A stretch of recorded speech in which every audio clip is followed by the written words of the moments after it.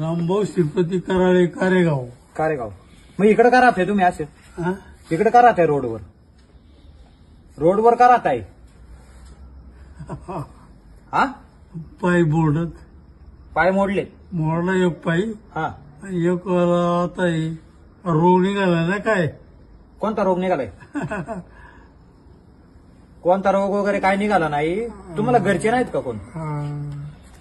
ते चालतंय ते अजिबात. उठा बरं, उठा उठा, आपण बघू. आपल्याला जायचं आता. चला उठा उठा. कुठं कुठं लागलंय तुम्हाला? बरं दाखवा. हे काय झालंय? आणि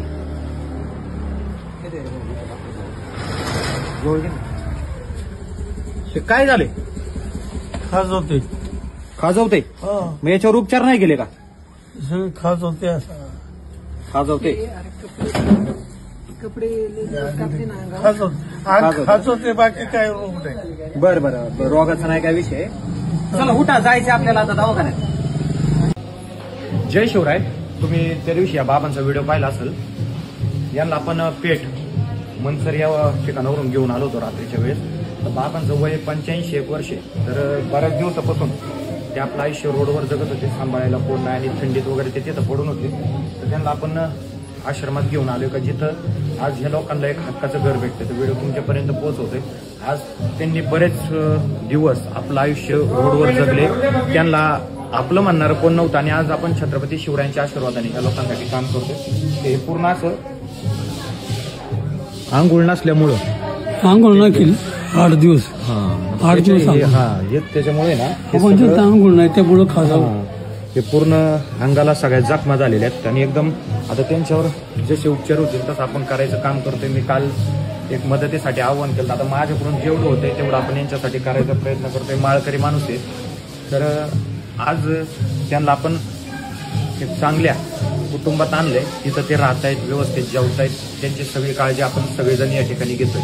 तर आपण जर कधी आले शिवजन्मभूमीत तर या लोकांना भेट देण्यासाठी आपण नक्की आता बाबा हे रोडवर राहतात आणि इथं आल्यावर नक्की यांच्यात काय बदल होतो हे पाहण्यासाठी नक्की आता बाबांना आता आज तर म्हणजे त्यांचं आवरायला घेतलंय. आपल्याकडे जास्त करून बरमुडा टी शर्टच असतात.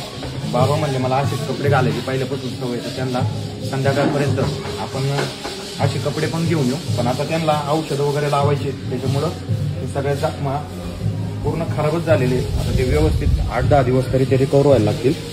तर एकदा विचार करा, आपल्या अंगाला थोडीशी खाज आली तर आपल्याला ते सहन होत नाही. आपण उपचार घेतो किंवा डॉक्टरकडे जातो. आज या माणसांनी कोणत्या डॉक्टरकडे जायचं आणि कसं आपलं आयुष्य जगायचं. तर आपण सगळेजण काम करतोय. तुम्ही आपल्या शिवकार्याच्या पाठीशी असंच खंबीरपणे उभं राहा. योगेश दादा माकन मित्र परिवार व शिवडून या प्रतिष्ठान यांच्या माध्यमातून आपण ह्या बेघर बांधवांसाठी काम करतोय. की आता एका कुटुंबाचे चांगलं राहत आहे.